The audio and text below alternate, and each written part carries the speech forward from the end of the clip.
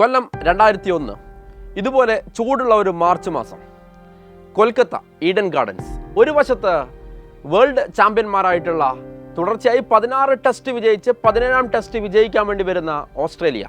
മറുവശത്ത് തൊട്ട് മുമ്പത്തെ ടെസ്റ്റ് ഓസ്ട്രേലിയക്കെതിരെ മുംബൈയിൽ വെച്ച് 10 വിക്കറ്റിന് നഷ്ടപ്പെട്ട കോഴവിവാദത്തിൽ ഉലയുന്ന ആരാധകരുടെ വിശ്വാസം വീണ്ടെടുക്കുവാൻ വേണ്ടി ശ്രമിക്കുന്ന സൗരവ് ഗാംഗുലിയുടെ നേതൃത്വത്തിലുള്ള Indian team. He's got it away, no trouble at all.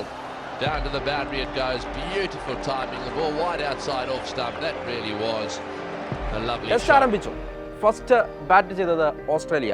445 runs first ഇന്നിംഗ്സിൽ.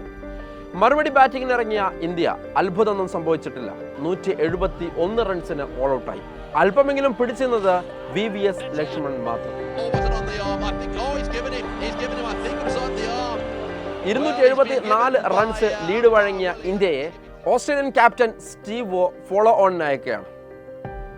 ഇന്ത്യ രണ്ടാം ഇന്നിംഗ്സ് ബാറ്റിംഗ് തുടങ്ങി. കുഴപ്പമില്ലാതെ തുടങ്ങി.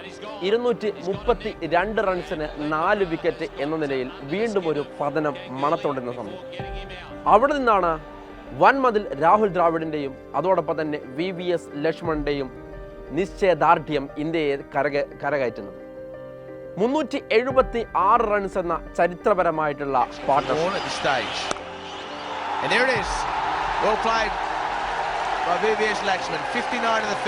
നാലാം ദിനം ഒരു ഇന്ത്യൻ വിക്കറ്റ് പോലും പേര് കേട്ട ഓസ്ട്രേലിയൻ ബോൾ നിരക്ക് എടുക്കാൻ വേണ്ടി പറ്റാത്ത അവസ്ഥ. 608ന് 4 വിക്കറ്റ് എന്ന നിലയിൽ നാലാം ദിനം ഇന്ത്യ അവസാനിപ്പിച്ചു. അഞ്ചാം ദിനത്തിലെ ആദ്യത്തെ 1-2 മണിക്കൂർ മാക്സിമം സ്കോർ ചെയ്തിട്ട് ഓസ്ട്രേലിയയെ സെക്കൻഡ് ഇന്നിംഗ്സിലേക്ക് അയക്കുക എന്നതാണ് സൗരവ് ഗാംഗുലിയുടെ തന്ത്രം. 657 റൺസിന് ഇന്ത്യൻ ഇന്നിംഗ്സ് ഡിക്ലെയർ ചെയ്യുന്നു. ഓസ്ട്രേലിയൻ വിജയലക്ഷ്യം 384 റൺസ്. സൗരവ് ഗാംഗുലി ഇട്ടുകൊടുത്ത ചൂണ്ടയിൽ ഓസ്ട്രേലിയൻ ക്രിക്കറ്റ് ടീം കൊളുത്തുകയാണ്. ആക്രമിച്ച് തന്നെ തുടങ്ങി. വിജയം തന്നെയായിരുന്നു ലക്ഷ്യം. പക്ഷേ ഇന്ത്യക്ക് വേണ്ടത് ഒരു സമനിലയെങ്കിലും മാത്രമായിരുന്നു. 165ന് 3 വിക്കറ്റ് എന്ന നിലയിൽ ഓസ്ട്രേലിയ പൊരുതിക്കൊണ്ടേയിരുന്നു. പക്ഷേ ആ നിലയിൽ നിന്നും 212 റൺസിന് ഓൾ ഔട്ട് ആയിക്കൊണ്ട് ഇന്ത്യൻ നിശ്ചയദാർഢ്യത്തിന് മുമ്പിൽ ഓസ്ട്രേലിയ മുട്ടുകുത്തുകയാണ്.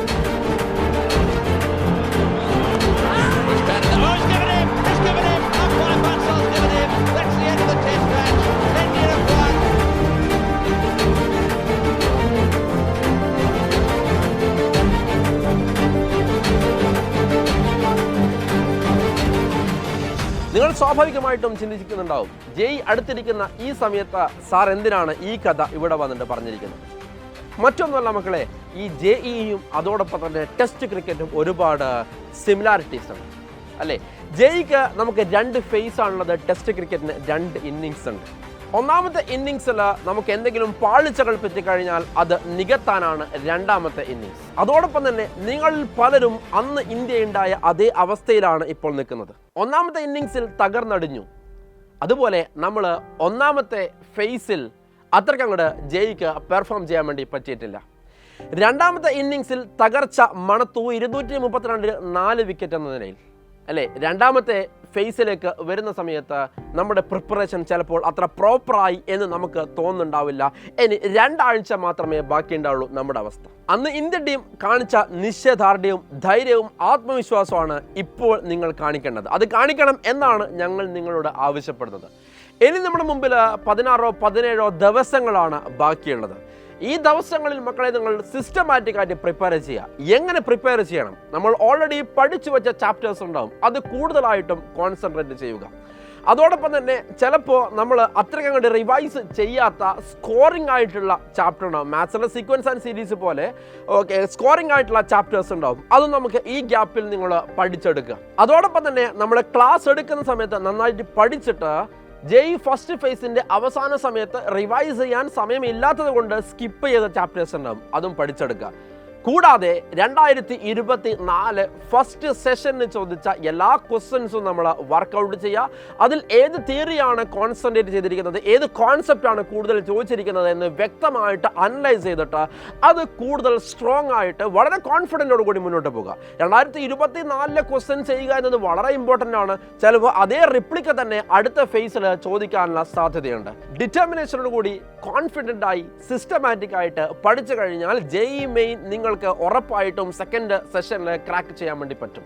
നിങ്ങളെ കാത്ത് ഞങ്ങളുടെ ഒരുപാട് പ്രോഗ്രാംസ് അവിടെ വെയിറ്റ് ചെയ്യുന്നുണ്ട്. Question prediction, marathon, etcetera etcetera etcetera. നമുക്കറിയാം ഇതിലൊക്കെ പറഞ്ഞ ക്വസ്റ്റ്യൻസ് ഉറപ്പായിട്ടും ചോദിക്കും. നിങ്ങൾ അനുഭവസ്ഥരാണ്, നിങ്ങൾ ഇത്ര മാത്രമേ വേണ്ടൂ, കോൺഫിഡൻ്റ് ആയിട്ടിരിക്കുക, സിസ്റ്റമാറ്റിക് ആയിട്ട് പഠിക്കുക. മക്കളെ, ഒരു കാര്യം കൂടി ഈ വീഡിയോൻ്റെ അവസാനത്തിൽ ഞാൻ പറഞ്ഞ് നിർത്തുകയാണ്. അഥവാ ഒരു പരാജയത്തിന് ശേഷം നിങ്ങൾ നേടുന്ന വിജയം എന്ന് പറഞ്ഞു കഴിഞ്ഞാൽ അത് നിങ്ങളുടെ ലൈഫിൽ ഉണ്ടാക്കാൻ വേണ്ടി പോകുന്ന പോസിറ്റീവ് ഇമ്പാക്റ്റ് എന്ന് പറഞ്ഞ സാധനം വളരെ വലുതാണ്.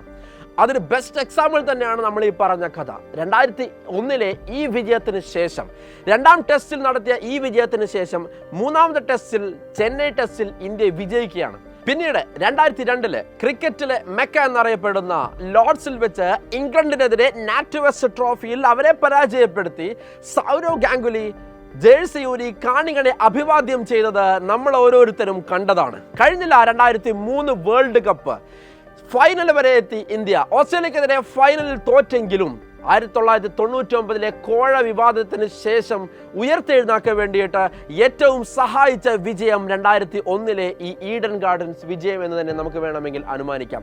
അതുപോലെ മക്കളെ, നിങ്ങൾ ഈ JEE മെയിന് വളരെ കഷ്ടപ്പെട്ടുകൊണ്ട് വിജയം നേടുകയാണെങ്കിൽ ആ ഒരൊറ്റ പോസിറ്റീവ് വൈബ് മതി, ആ ഒരൊറ്റ പോസിറ്റീവ് എനർജി മതി. ഇനി വരാൻ വേണ്ടി പോകുന്ന JEE അഡ്വാൻസ് ആയിക്കോട്ടെ, മറ്റേത് എക്സാം ആയിക്കോട്ടെ, നിങ്ങൾക്ക് ക്രാക്ക് ചെയ്യാൻ, നിങ്ങൾക്ക് തകർത്താടാൻ വേണ്ടിയിട്ട്. സോ മക്കളെ, കോൺഫിഡൻ്റ് ആയിട്ട് പഠിക്കുക. നിങ്ങളുടെ ഫ്യൂച്ചറാണ് നിങ്ങളുടെ മുമ്പിൽ ഉണ്ടാവുന്നത്. എന്തിനും ഏതിനും ഞങ്ങൾ എപ്പോഴും കൂടെ ഉണ്ടാവും എന്ന കാര്യത്തിൽ യാതൊരു സംശയവുമില്ല. So all the best.